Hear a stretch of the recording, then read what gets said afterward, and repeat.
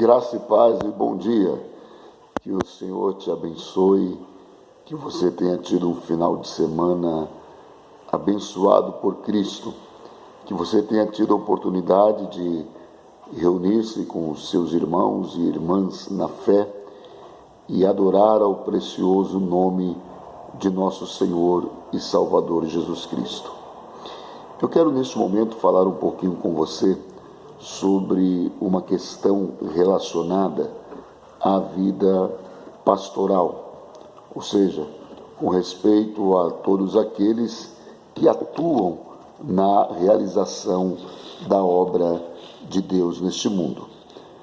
Quando nós fomos chamados para o ministério, uma das coisas que nos ensinaram, claro que não em todos os lugares, mas na maioria deles, é que nós devemos manter diante do povo sempre aquela postura de invencibilidade, ou seja, de que nós, os pastores, somos homens imunes aos ataques de Satanás e que nós não corremos o risco de cairmos, de tropeçarmos na nossa caminhada.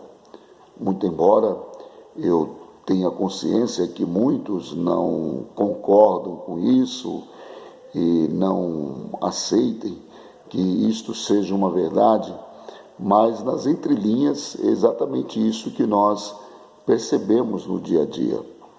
Muitos pastores, infelizmente, eles amam passar para a igreja aquela ideia, aquela imagem de que eles são super fortes, de que eles são poderosos e que absolutamente nada pode detê-los na sua caminhada.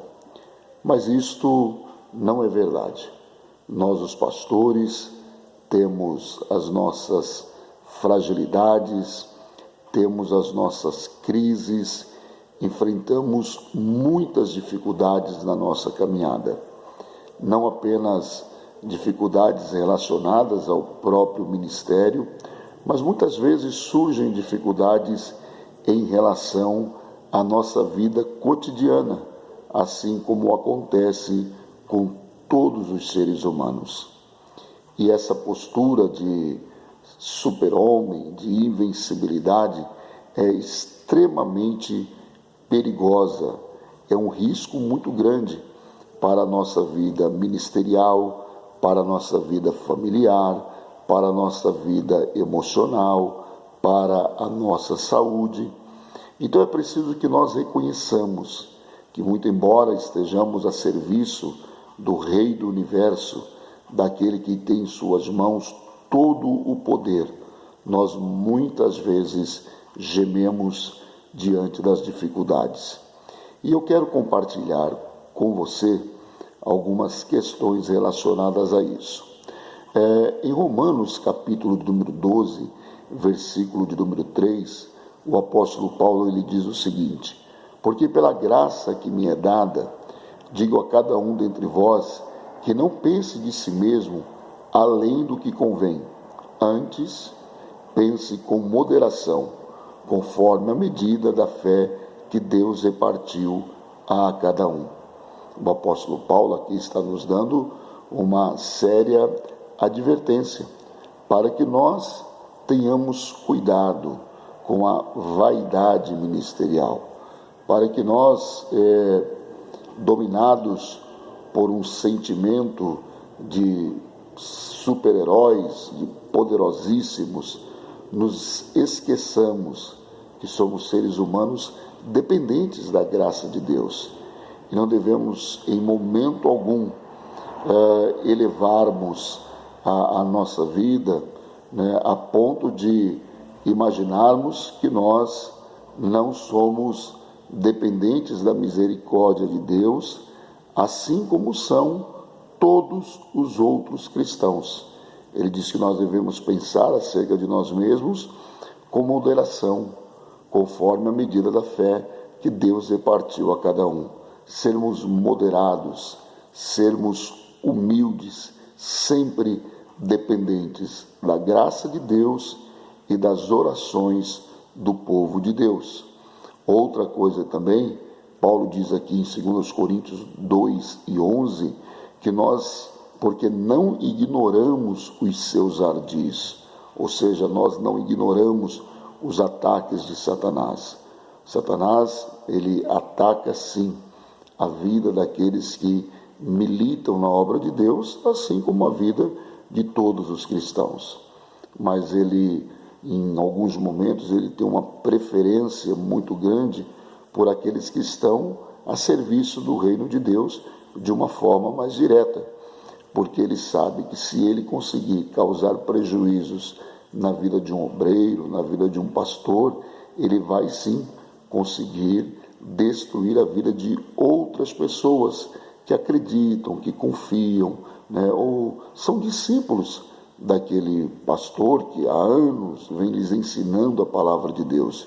E quando o pastor ele não ignora os ardis de Satanás, ele abre espaço, ele abre a guarda e começa a brincar com o pecado da mesma maneira como Sansão fez. Todos nós sabemos qual foi o lamentável fim que Sansão teve. Então nós não podemos ignorar os ataques de Satanás, mas seguirmos fielmente a recomendação de Efésios 6:10, que diz que nós devemos nos revestir de toda a armadura de Deus. Paulo ainda diz em 1 Coríntios 11:28, examine-se, pois, o homem a si mesmo. Isso serve também para a vida pastoral.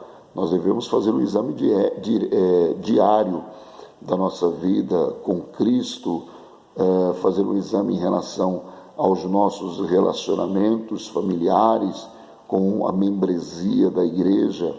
Fazemos um exame também do nosso coração, para sabermos quais são as reais motivações que estão nos impulsionando a realizarmos a obra de Deus. Segundo Timóteo 1,16, ele diz, o Senhor conceda misericórdia à casa de Onesíforo, porquanto muitas vezes ele me abençoou com ânimo e não se envergonhou por eu estar preso.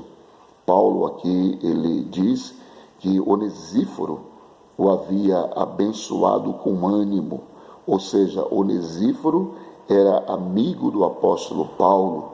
Nós, os obreiros do Senhor, precisamos de ter amigos, pessoas que estejam ao nosso lado, orando por nós, nos aconselhando, muitas vezes nos advertindo sobre possíveis perigos que estão à nossa frente e nós não estamos enxergando. Então eu quero deixar aqui este conselho nesta manhã para todos os pastores, para todos os meus colegas de ministério. Entenda que somos seres humanos, carentes da graça, da misericórdia de Deus, das orações do povo do Senhor. Então, meu amado, não ache que você está, aliás, totalmente blindado. Não. Na verdade, estamos aqui caminhando e realizando a obra de Deus, porque a misericórdia desse Deus está sobre nós. Um excelente dia. Um forte abraço.